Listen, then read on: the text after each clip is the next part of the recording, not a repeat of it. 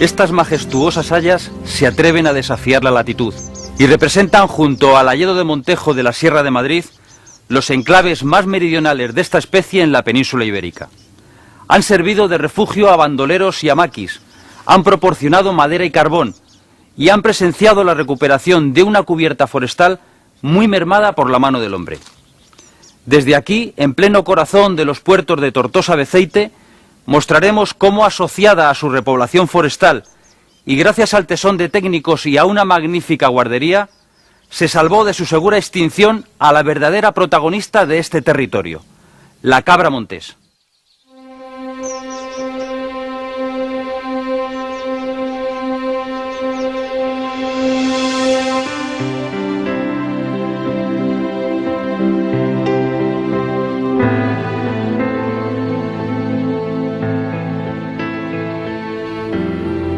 Antes de bañar con sus aguas el mayor delta de la península ibérica, el Ebro serpentea, presidido por el último gran macizo de su recorrido.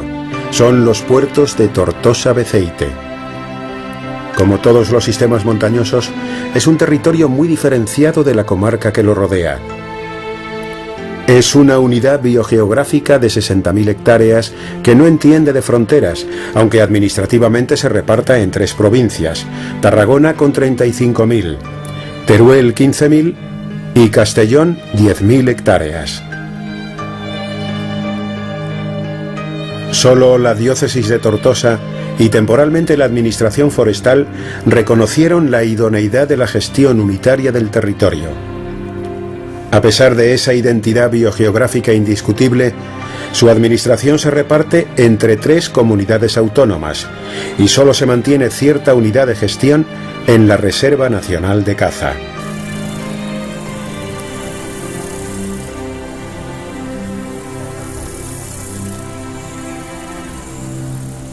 Tras la fértil llanura aluvial que precede al delta del Ebro, rica en olivos y frutales, se levanta majestuosa y pétrea una muralla caliza coronada por los 1.447 metros del Monte Caro.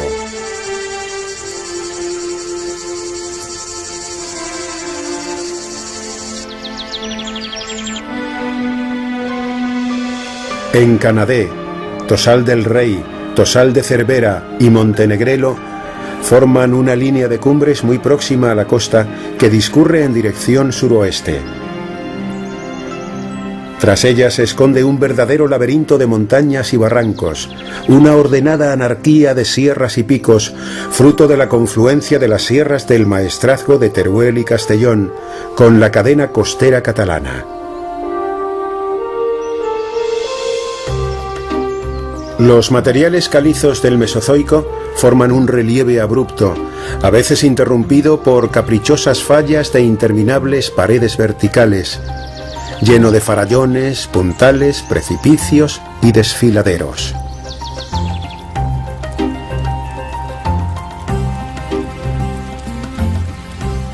En la vertiente occidental, los ríos cincelan caprichosos cursos sobre la roca, como las hoces del Parrisal en el río Matarraña o las hoces del Regachol en la cabecera del río Ulldemó.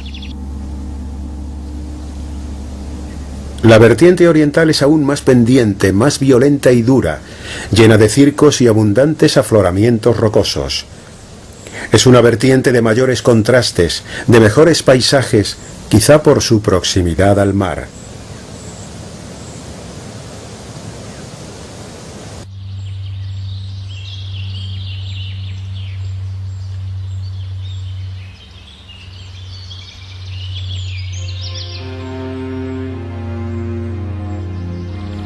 En un corto recorrido se pasa de los cultivos de la llanura litoral a unos vigorosos rodales de encina y pinos carrascos, hasta llegar en las cumbres a los dueños de la montaña, los pinos laricios y los silvestres, con el permiso de las hayas.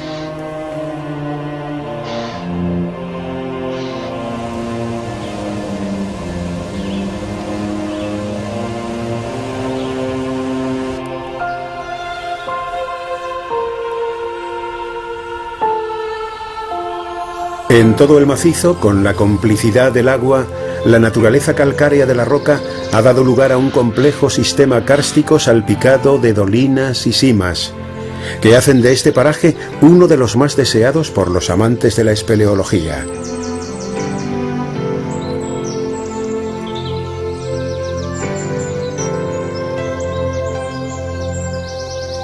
A pesar de lo abrupto del paisaje, la vegetación encuentra el suelo necesario para prosperar, y allí donde falta, se encarama los riscos como si no lo necesitara.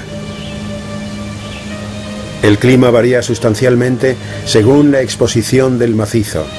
Mientras que en la vertiente sureste la influencia mediterránea aporta temperaturas suaves, a medida que nos desplazamos hacia el interior, las temperaturas son más propias de comarcas continentales de inviernos fríos y húmedos.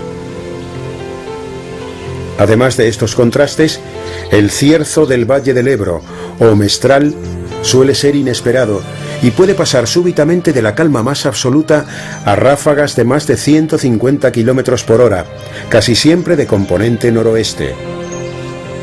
Como respuesta, los árboles hostigados por el viento dibujan caprichosos portes bandera.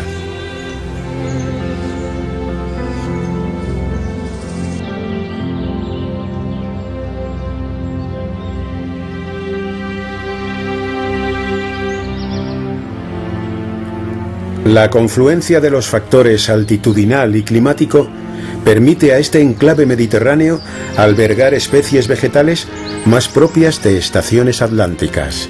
A los laricios y silvestres se le suman tejos, acebos, arces, avellanos y las enigmáticas hayas, repartidas de manera dispersa en las umbrías del macizo.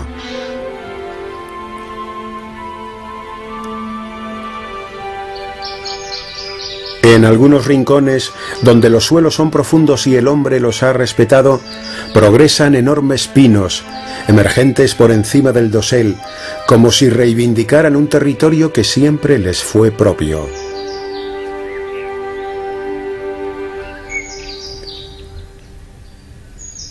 El Pi Gros, en el barranco del Retaule de la Cenia, es un impresionante ejemplar de laricio que mide casi 5 metros de circunferencia a la altura del pecho.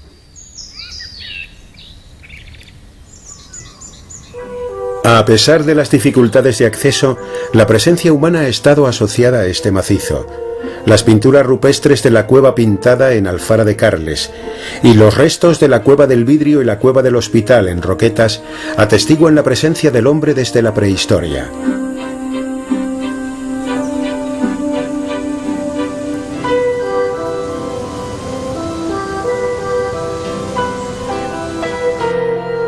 Una lápida de la actual Catedral de Tortosa fecha en el año 944 la construcción de las primeras atarazanas en la ciudad con pinos de Tortosa Beceite. Y se tiene certeza de que la madera de la mezquita de Córdoba se obtuvo de estos inaccesibles pero magníficos bosques.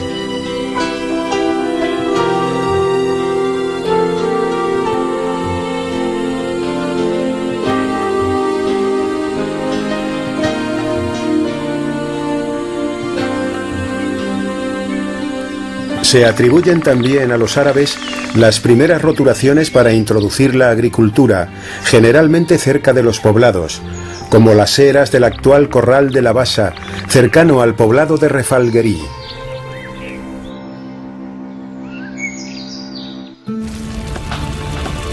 Entre los siglos XIII y XVIII se arrasaron centenares de hectáreas, haciendo uso del fuego para poner más tierra en cultivo y para abastecer las sucesivas campañas navales. Todavía hoy se conservan, aunque deterioradas, las pegueras donde se obtenía la pez para el calafateado de los barcos.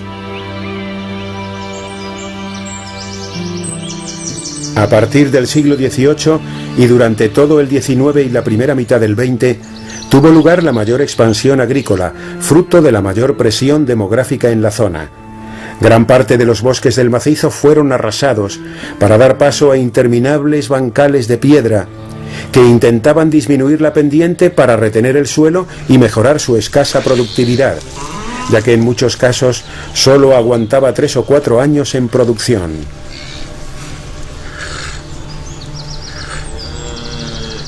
Por si esto fuera poco, los pastores ahuecaban aún más el bosque para aumentar los pastos de verano. Sirva como dato que en 1932 el número de cabezas de ganado que pastoreaban en los puertos era de 125.000.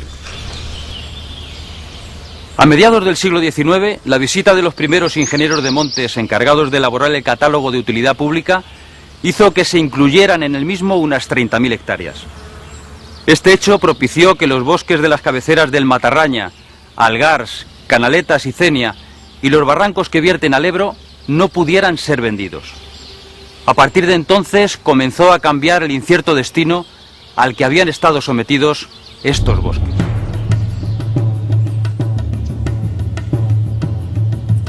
Estos lugares aislados y difíciles, sin pueblos, sin apenas masías en que apoyarse, tras muchos años de trasiego de tropas y partidas que los habían conducido a un estado de anarquía y abandono, por fin vieron cambiar su suerte cuando la Administración Forestal española comenzó a aplicar una política de restauración de la cubierta forestal.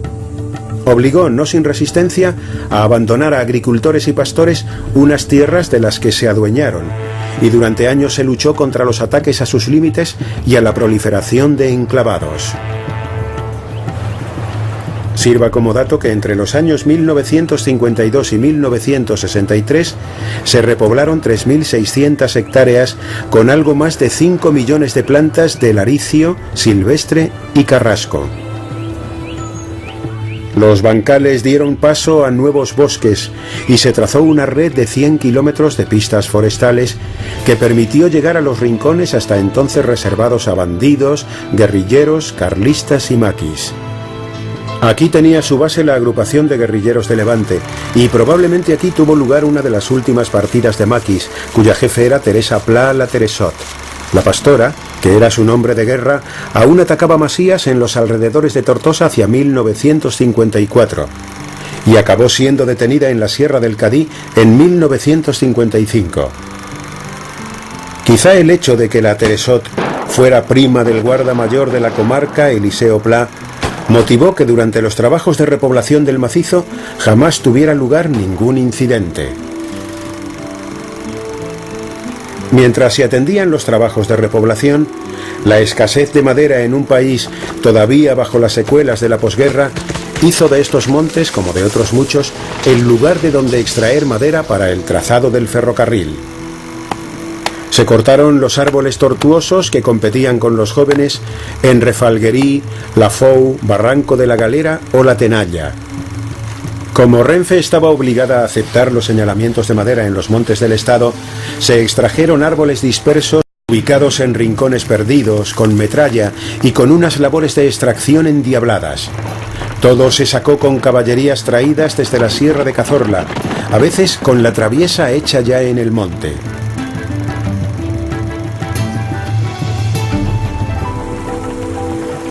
Solo en Refalguerí se cortaron 20.000 metros cúbicos de madera, que proporcionaron, además de la propia madera, vigorosidad al monte.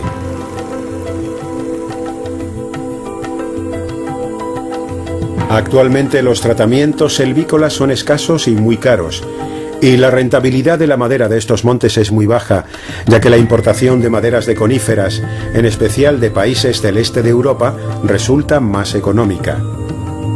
Cuando se hacen, la orografía del terreno es tan dura que el desembosque se tiene que realizar con caballería.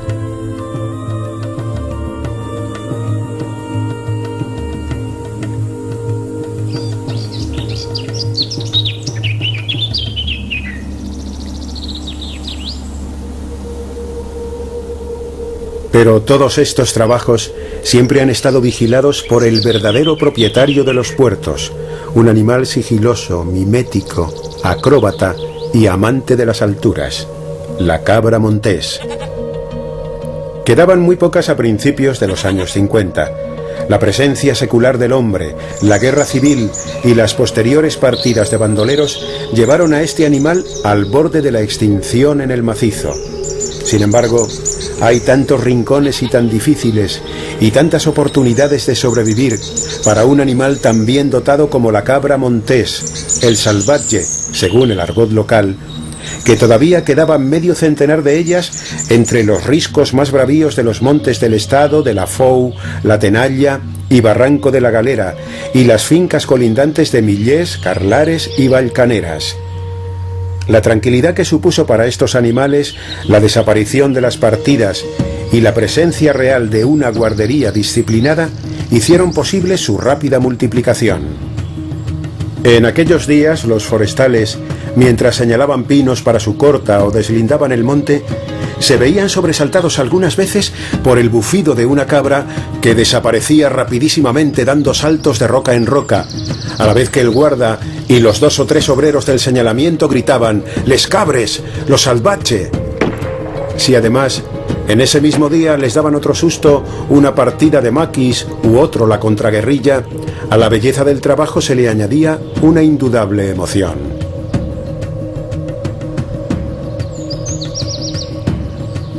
Hacia 1968 se creó la Reserva Nacional de Caza, con unas 1.500 hectáreas en la provincia de Castellón, 4.500 hectáreas en la de Teruel y 24.000 hectáreas en Tarragona. Poco a poco el número de cabras aumentó, pues se mantuvo una cuidadosa vigilancia, y en 1969 el inventario realizado indicaba la existencia de más de 4.000 ejemplares. Su calidad era tan buena que en 1970, primer año de funcionamiento de la reserva, se batió el récord de la especie, que desde 1950 pertenecía a un ejemplar cazado en Gredos. La entrada en los puertos es más fácil desde Aragón, y esto puede explicar que en los pasados años 50 y 60 se viera favorecido espectacularmente el crecimiento de la población de capra hispánica, sobre todo en los montes del estado del sur de los puertos, muy bien vigilados y solo molestados por algún furtivo que entraba por la montaña de Teruel. En 1980 la reserva rondaba los 6.000 ejemplares de cabra y unos cuantos centenares de muflones introducidos hacia 1970.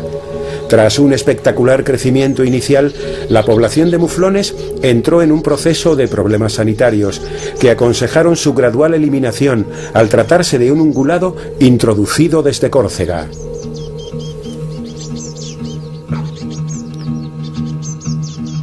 Actualmente la población de cabra está estabilizada en unos 3.500 ejemplares.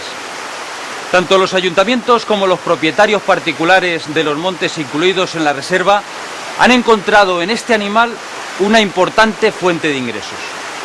Esto ha sido posible gracias a la gestión ininterrumpida desde la creación de la Reserva Nacional de Caza, ya que los sucesivos planes cinegéticos han permitido compatibilizar riqueza natural con riqueza económica.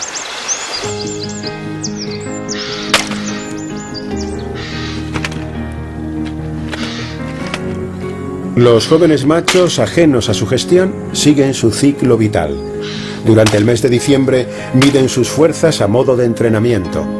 En pocos años combatirán por obtener los favores de las hembras en celo.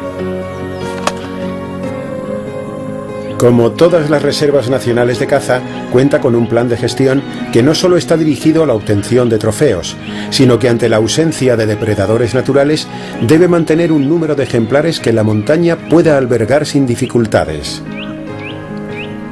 En los pastos de verano, localizados en la parte más alta de los puertos, se realizan conteos que permiten estimar el número de individuos y su distribución por edades y sexos, de tal forma que los planes de caza anuales intentan corregir los desequilibrios poblacionales detectados durante los censos.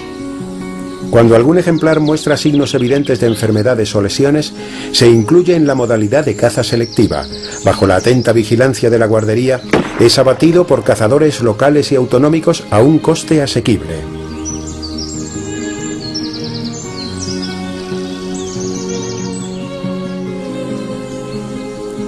La sarna, una de las enfermedades que más cabezas se ha cobrado entre la cabra hispánica en los montes españoles, no ha afectado a esta reserva, y para evitarlo se mantienen controles veterinarios exhaustivos no solo sobre individuos abatidos o muertos, sino sobre ejemplares sanos, ya que es una enfermedad de lenta sintomatología.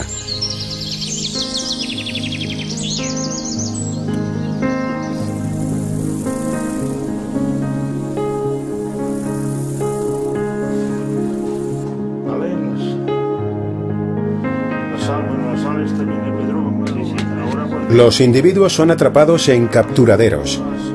Tras neutralizarlos y realizar una escrupulosa biometría, les son extraídas muestras de sangre para analizar posibles patologías. Estos trabajos son realizados durante todo el año y forman parte de la gestión cinegética de la reserva.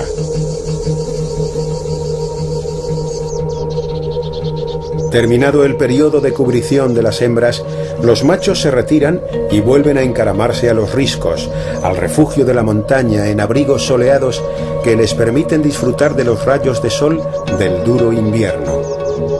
Para algunos de ellos puede que sea su último invierno. Han cumplido su misión biológica e involuntariamente cumplirán el cometido para el que han sido celosamente guardados, su caza. Solo está permitido el rececho. Acompañado por el guarda, el cazador seguirá sus instrucciones y solo bajo su disciplina se abatirá uno u otro ejemplar. A veces la destreza del cazador no es suficiente para cobrar la pieza y el macho escapa a una velocidad endiablada.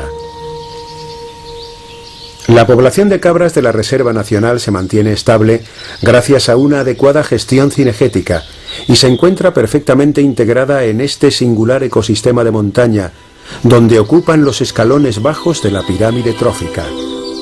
Algunas de ellas servirán de alimento a la pujante colonia de buitres leonados, que en las paredes de la montaña encuentran los lugares ideales para sus posaderos.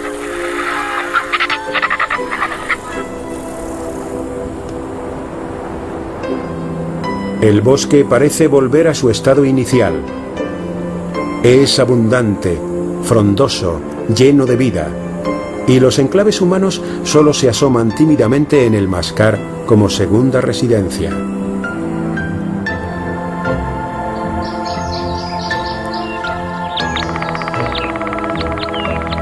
Los pozos de nieve y las pegueras guardan silencio, y los aprovechamientos de madera son testimoniales. Quedan muy lejos aquellos días en los que estos bosques producían maderas muy preciadas para construcción naval o civil. De hecho, hoy en día tanto los aprovechamientos forestales como los tratamientos silvícolas tienen carácter meramente testimonial. Aunque la cabra montés sea la actual protagonista de los puertos de Tortosa-Beceite, no debemos olvidar que estos bosques requieren el mimo que durante muchos años tuvieron. Solo así seguirán desempeñando su papel de bosque protector.